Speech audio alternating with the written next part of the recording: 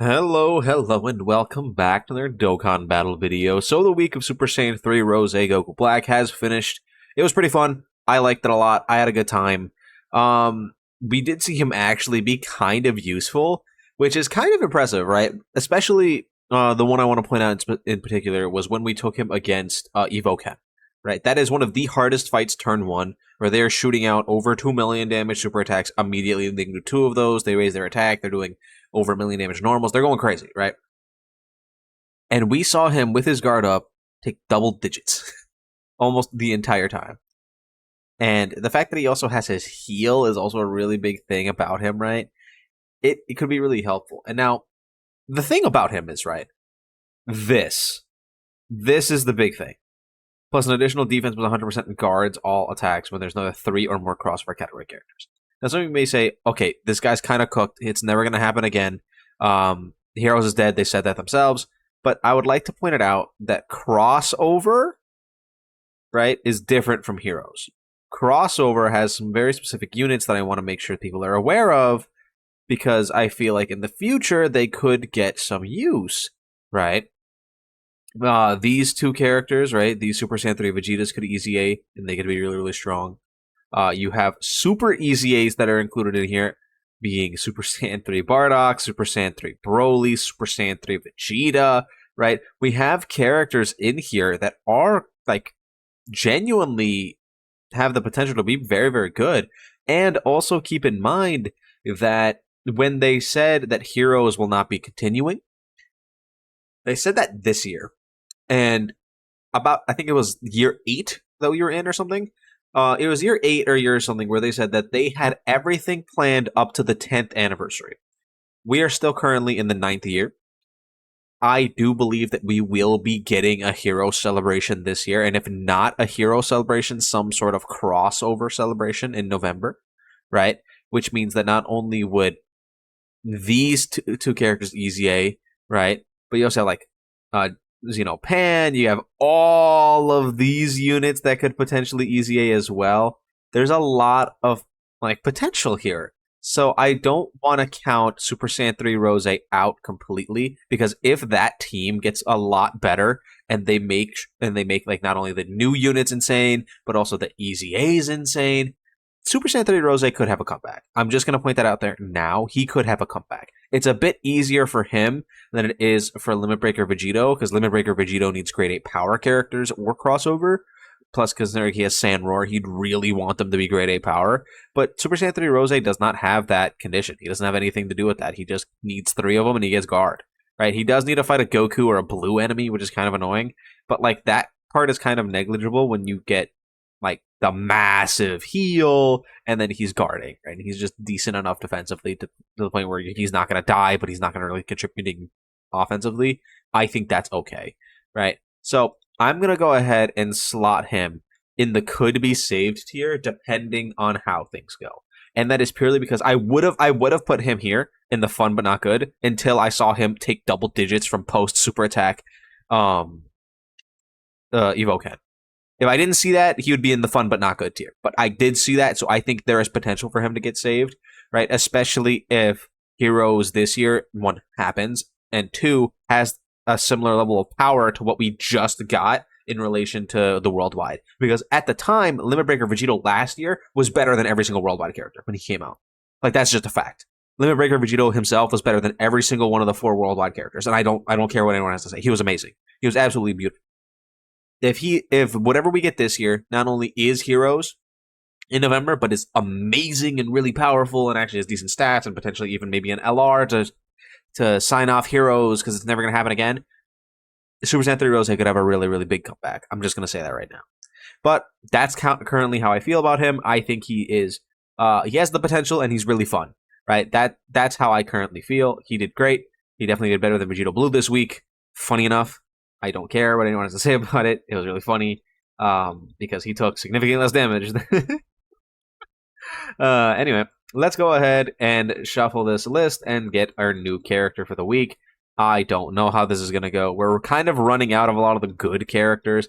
And by the way, I still don't have a single worldwide character. So some of these characters are going to get a little bit less of a good showing than they could have gotten. All right, let's see what we get. I don't even know who I'd want. A lot of these are not great. Oh my god. Oh no. Oh my god. I hate Kale. I hate Kale so much.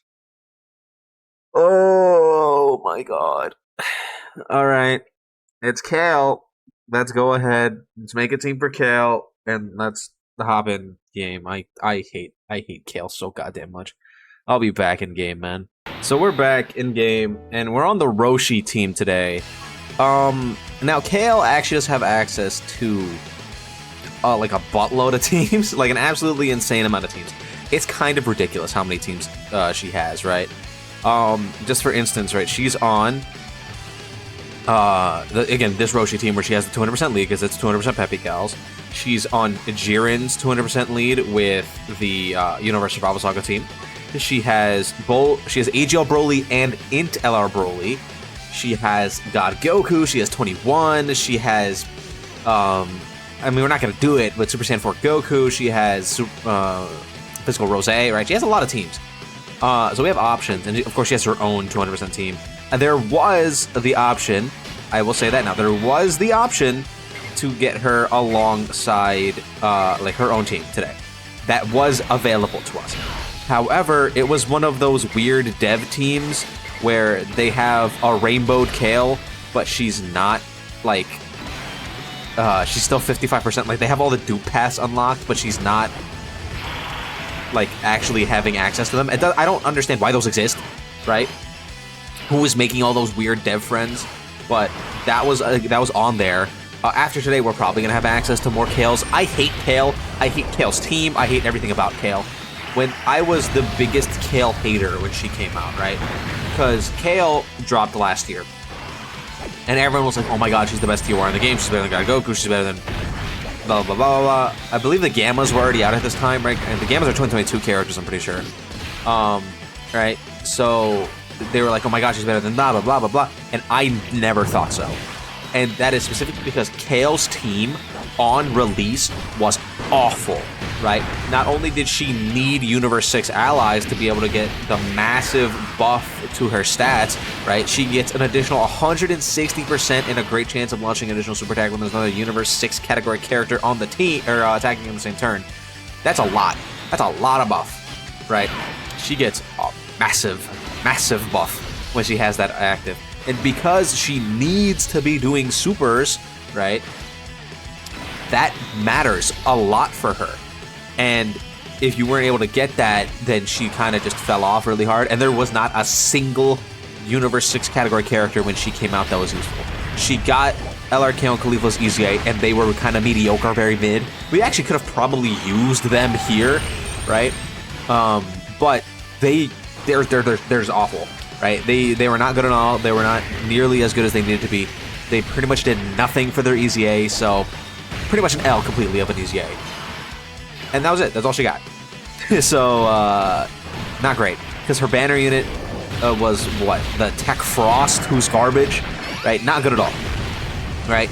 And then her team was U6 Transformation Boost, so you're pretty much relying on Transformation Boost. But Kale and all the other Transformation Boost characters that were available at the time were majorly slot 2 characters. So if you ever got a rotation with double Kale, you insta lost. You just lost the run. She's just dead. She dies. And literally everything. It was really, really annoying because she has to attack first. If she doesn't attack first, she doesn't have no damage reduction. If there's no damage reduction, she basically turns into paper mache. I hated Kale when she came out. Right? Absolutely despised her.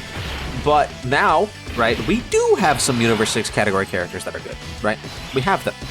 They exist. We know where they are. Right? We have stuff like Kefla, who we could have used here, but we're not using here. Just because I still wanted to get the massive support center of the Roshi team going, and then just slotting Kale into that flex slot, which should work okay. We actually will be able to transform with her right away once we get on to the next turn, which I'm going to be doing, because base Kale I don't like at all. Super Saiyan 2 Kale She could be pretty decent. I don't know exactly how well she's gonna do, right? We're just gonna leave her on rotation with Tech Caulifla and see what happens. She has a lot of stuff in her passive, right? She is gonna be guarding at the bare minimum, so when we get over to the next phase against Tech UI, she'll at least have that up for her. She gets... I just don't like Kale. I'm gonna be so honest. I don't like Kale. I mentioned this actually earlier in the week, when it was in one of the Super Saiyan 3 Rose videos, where I was saying that I want to have fun with this, and when it comes to certain characters like Vegito Blue, Super 17, and Kale, I'm probably not gonna be as positive, just because I personally don't really like the characters or have fun with them. So even if Kale does well, I'm more than likely not going to have a whole lot of fun here. But let's go ahead, let's transform with Kale, let's see what she does, and let's get it.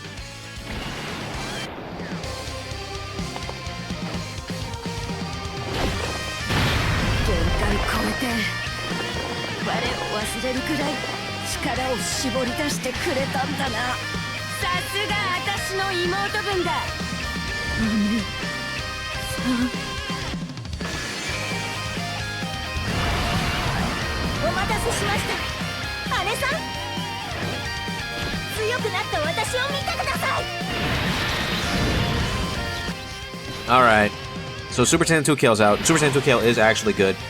A lot of different instances of just stats in general.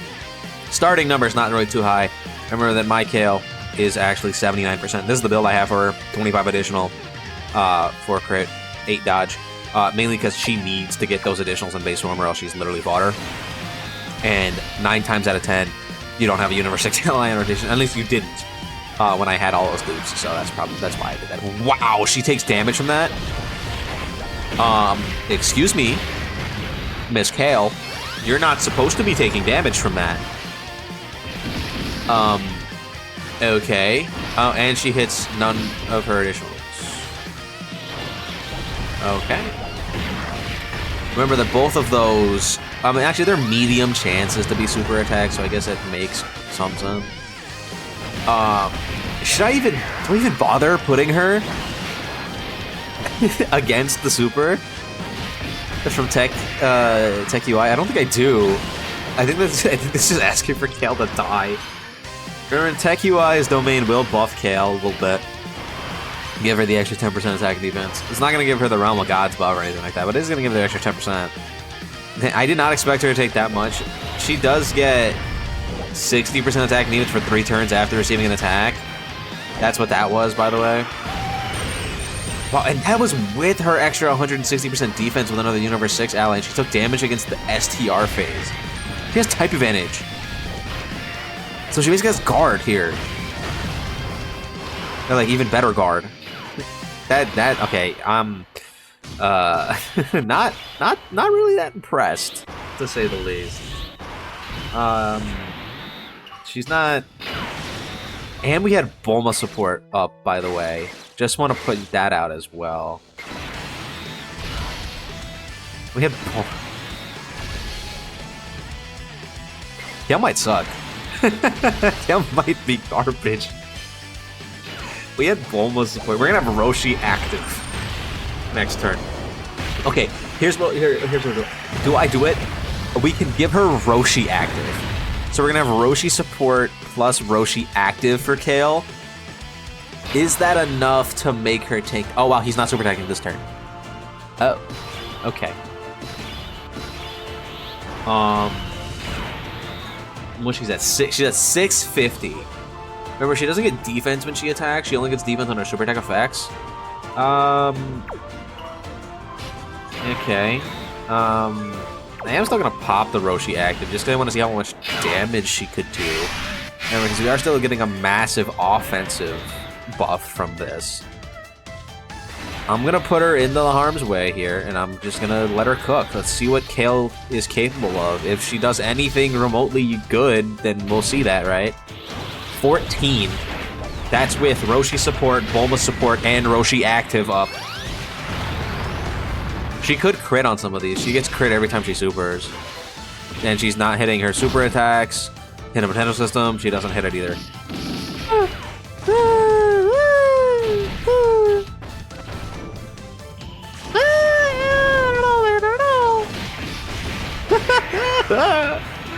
I'm gonna lose my mind. I'm gonna lose my mind this week. I'm not gonna have a good time. I'm telling y'all that now. This is not gonna be fun for me. We're gonna try to make sure that every single fight we do this week, I'm able to bring Tech Caulifla. Right, I'm gonna really try. There's not a whole lot of them. Right. But Tech Caulifla is really important for Kale. So we're gonna try our best to get her on these teams. So we'll see what happens, but I'm not impressed right now. I'm not gonna lie. I'm not impressed, like, at all. And now we have the domain up. This rotation's gonna end it. I was like, the team is so good, besides Kale, that it doesn't really matter, right? That, like, the core of the Roshi team is so strong and so flooded with support and synergy that it works really, really well for bringing units that are worse. That's why we ran this team a whole lot when we were doing Super Saiyan 3 Goku and when we were doing Kai Goku, right? Because this team has so much going for it in terms of its, like, the power that it has available to it, right? I.e., Roshi buffed Tech UI and AGL UI go so crazy on this team, right? That we're able to just use them to blast us through a lot of these fights, so that way we have less chances for these weaker characters to get, like, absolutely incinerated. Like, that's a 17 million attack stat from a 55% Tech UI. You understand how that's ridiculous, right? Like, you get that? Like, I don't have to explain why that's kind of crazy, right? Which is why I like running this team. It helps a lot for the weaker characters, like Kale. Now, granted, Kale could potentially look alright. That is nearly 21 million damage counter. That's a 38 million damage super attack. Right, you see what I'm talking about. But Kale is a unit that we're probably going to have to want on rotation. I guess we could float her, but then we're not always going to have that, like... Wait, what?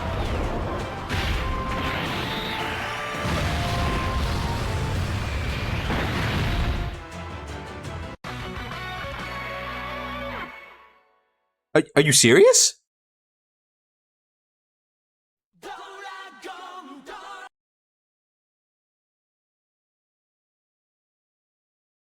Okay, the reason that that's crazy, by the way, AGLUI had an 87% chance to dodge that.